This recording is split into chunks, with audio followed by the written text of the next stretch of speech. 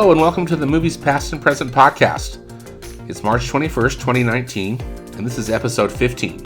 I'm your host, Stanford Clark, and I'm podcasting from the crossroads of the West in beautiful Salt Lake City, Utah. Just like my blog, moviespastandpresent.com, I'll be providing recommendations, commentary, and reviews about current and classic cinema. Thanks for tuning in, and let's get started.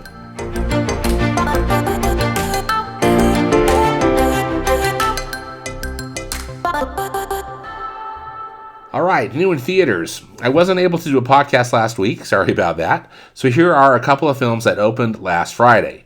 First up is Wonder Park, which is an animated family comedy from Paramount Pictures. I haven't seen this film, I've seen the previews for it, and as you might have as well. And it's about a theme park, some kind of a very imaginative theme park that gets created by a little girl named June. And here's the official synopsis. When the park of her dreams needs saving, only June's imagination can bring it back to life. Honestly, I haven't really heard anything good about this film. I think the reviews have been kind of, middle of the road or mediocre. The one thing I do know about it is that the director of the film got ousted partway through production. He was, I think, involved in some of this Me Too stuff, and so that's a bad deal, and he wasn't replaced. So the film has no director listed in the credits. So clearly a troubled production, and again, just maybe not the best film. So Wonder Park is rated PG by the Motion Picture Association of America for some mild thematic elements and action.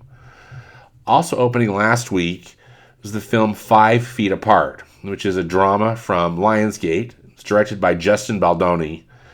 This is another one of the latest series of what I'm calling the teen health crisis films, following the footsteps of The Fault of Our Stars and films like that. So sick teenagers fall in love, and this one stars Haley Lou Richardson and Cole Sprouse. Haley Lou Richardson plays a character named Stella, and Stella is every bit a 17-year-old. She's attached to her laptop and loves her best friends, but unlike most teenagers, she spends much of her time living in a hospital as a cystic fibrosis patient.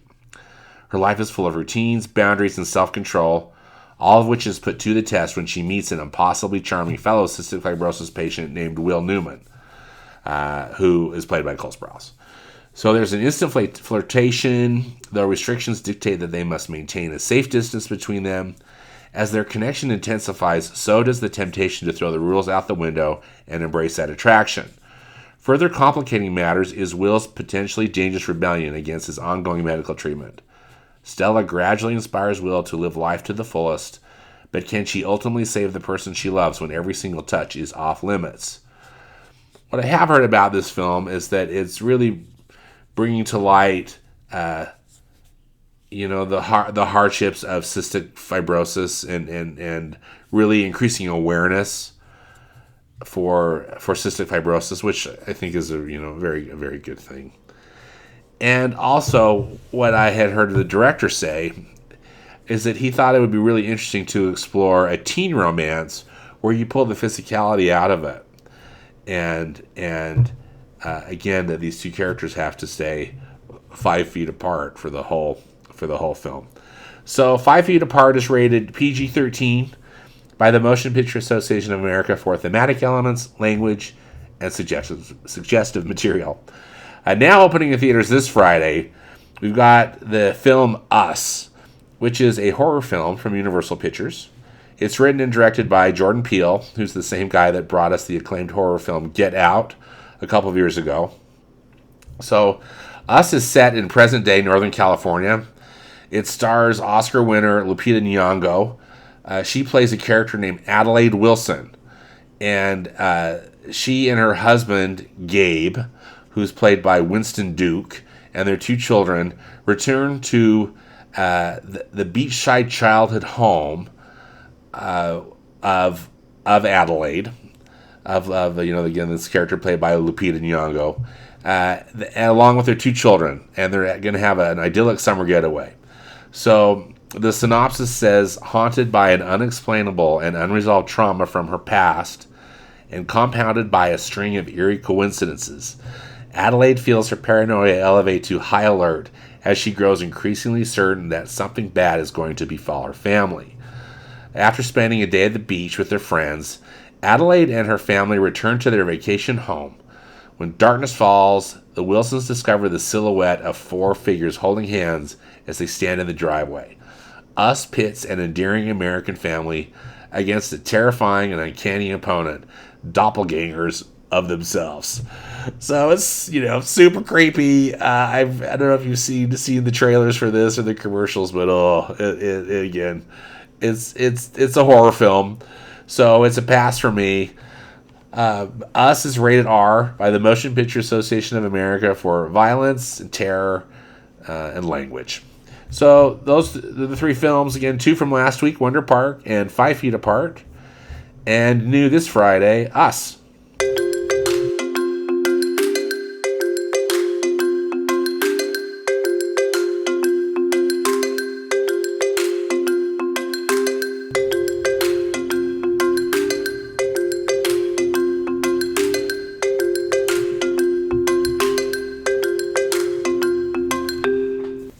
Classic Cinema Corner, got a couple of updates for my TCM Essentials viewing project. I watched the great romantic comedy It Happened One Night. It's from 1934, directed by Frank Capra, starring Clark Gable and Claudette Colbert. Hopefully you've had a chance to see this movie. I've seen it before, and I just love it. And it's just so worth checking out. So charming. So perfect in its execution. It's really, really a great film. The author of this TCM Essentials book, that I'm got my list from, Jeremy Arnold, talks about how It Happened One Night is also one of the first screwball comedies. Those comedies from the 1930s that were good, fast talking dialogue, kind of madcap comedic action, and always just kind of crazy and fun. It's saying that it's really the first one, and it paved the way for other films like My Man Godfrey from 1936, and then Bringing Up Baby in 1938. Bringing Up Baby, I think, is probably my favorite screwball comedy that stars Katharine Hepburn and Cary Grant. But anyway, It Happened One Night. Add it to your list. Just a charming, wonderful romantic comedy. Then, and that I saw that on TCM. Also on TCM, I watched Singin' in the Rain, which is on the TCM Essentials list. Of course, is just being one of the greatest movie musicals ever made, and I would concur with all the accolades that get heaped on Singin' in the Rain. Singin' in the Rain was co-directed by Gene Kelly, the star of the film, and Stanley Donen. Stanley Donen was a dancer and a choreographer, and he sadly passed away last month at the age of 94. And really, he was the last living director from the golden age of Hollywood. So now he's passed away and on to bigger and better things. But TCM had a tribute night to Stanley Donen this week, honoring his really wonderful body of work. They played an interview that he did with TCM host Robert Osborne that was done in 2006, which was fascinating. I was able to watch that. And then they showed 5 of his musicals that he directed. Donen also directed some romantic comedies and some dramas later in his career, but he was directing musicals really at the peak of the Hollywood musical in the late 1940s and 1950s. So the films that they showed on TCM were Singin' in the Rain, which I was able to watch, On the Town, 7 Brides for 7 Brothers, Royal Wedding, and It's Always Fair Weather. And some of these, so I've recorded them. They're also available on the TCM Watch app through March 26th. So just as a heads up, if you want to have a Stanley Donen hit and watch some of these great Hollywood musicals. So Donen had such an interesting career. He he was a trained dancer, and late in his teens, with the blessing of his family, he moved from his home in South Carolina to New York City, and became a dancer in a Broadway show called Pal Joey, which was starring Gene Kelly. So that's how he and Gene Kelly met up. But Donen really just always wanted to be in movies. He talked about it in this interview, how when he was a kid, his parents took him to see Flying Down to Rio, starring Fred Astaire and Ginger Rogers, and he was hooked. That's where he decided he wanted to make movies. And anyway, so he and Gene Kelly became friends, and Donen became an assistant to Gene Kelly, and then really became his production partner, and they co-directed Singin' in the Rain and On the Town, and just had a very creative partnership. In this interview, Robert Osborne talked with Stanley Donen. That show I watched, also that interview show on the tribute night, and there were a couple of dancing sequences that they brought up, and I've put copies or links to these. They're out on YouTube. First up is a dance sequence from a film called Cover Girl, which is from 1944, that Gene Kelly and Rita Hayworth starred in. And this sequence, Stanley Donen figured out how to do this, and it's cool. So really, Gene Kelly is dancing with. They refer to it as his alter ego, but it's like he's dancing with his reflection. He's walking down the street, he sees his reflection in a window, and then this reflection interacts with him, and they have this dance sequence together. And Stanley Donen talked about some of the technical aspects of how they created this sequence. It was shot on a studio lot, and they shot it. It's it just looks like it's a downtown street, like a street in New York City or something, and late at night. So it's basically empty, and so they filmed it once with Gene Kelly dancing, and then they covered everything so it was just Gene Kelly against a black backdrop, but he was in the same space, and the camera had to make the same identical moves too. So really technically demanding endeavor, but the scene is really cool if you've never seen it before. So I put a link to it in my podcast notes on my blog. Also of interest, and this of course piqued my interest, Stanley Donen said he woke up in the middle of the night one night, and he just said Gene has got to dance with Mickey Mouse. And just because I'm such a big Disney fan, I love the story. So Stanley calls up Gene in the middle, after he woke up in the middle of the night, saying, Gene, you've got to dance with Mickey Mouse. And they were able to get a meeting with Walt Disney, and they explained what they wanted to do. And Walt said, let me understand. You want Gene Kelly to dance with Mickey Mouse in an MGM production. They said yes.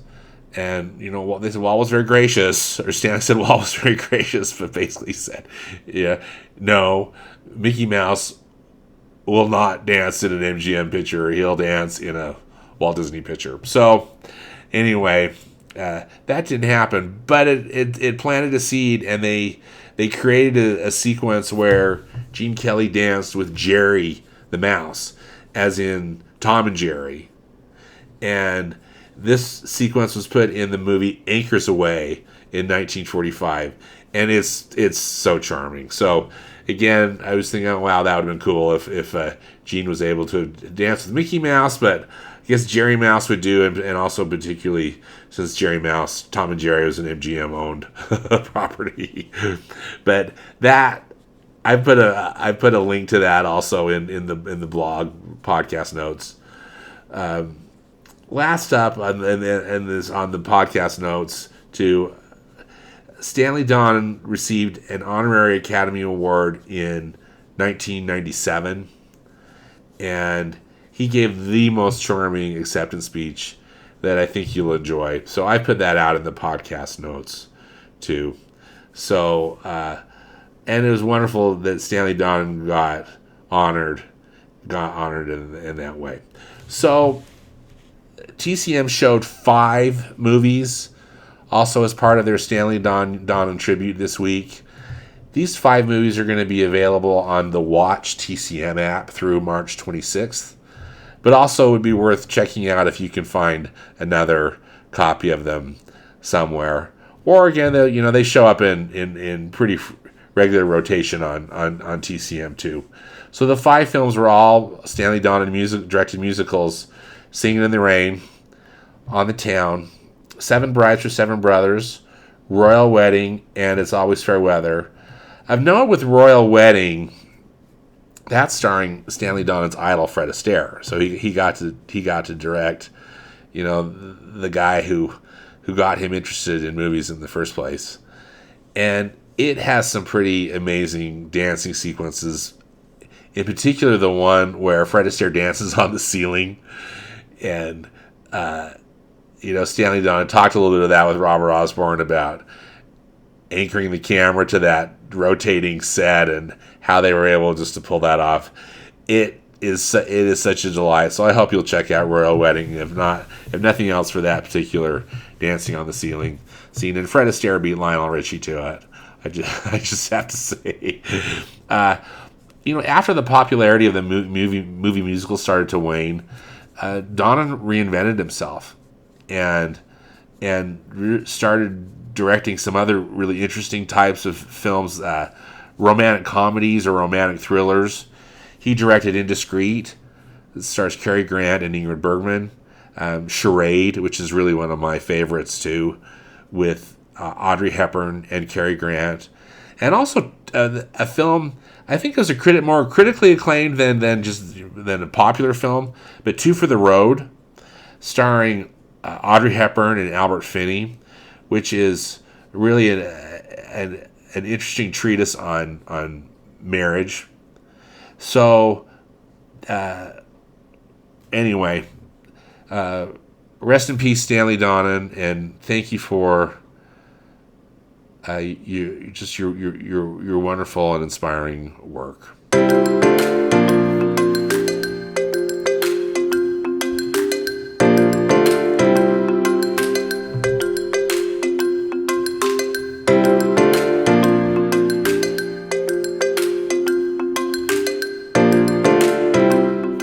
For recommendations this week, everybody should go see To Kill a Mockingbird. It's the 1962 adaptation of the beloved novel by Harper Lee. But this film is going to be played on the big screen in theaters across the U.S. thanks to Fathom Events and Turner Classic Movies. It's the March entry for TCM's Big Screen Classics series. So this To Kill a Mockingbird is going to be in theaters on March 24th and March 27th.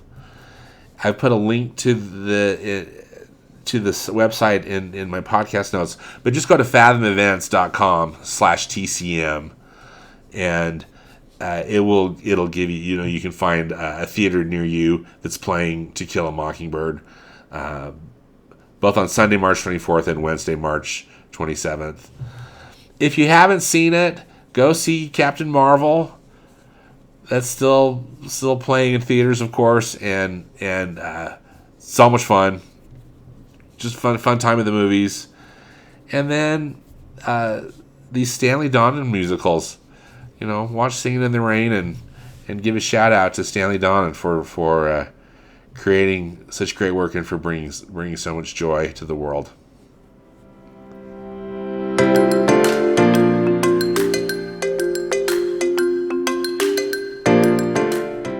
Well, thanks so much for listening. Again, links and more information about all of the movies discussed in today's podcast can be found in the podcast notes on my blog at moviespastandpresent.com. Hope to see you at the movie theater. Thanks again.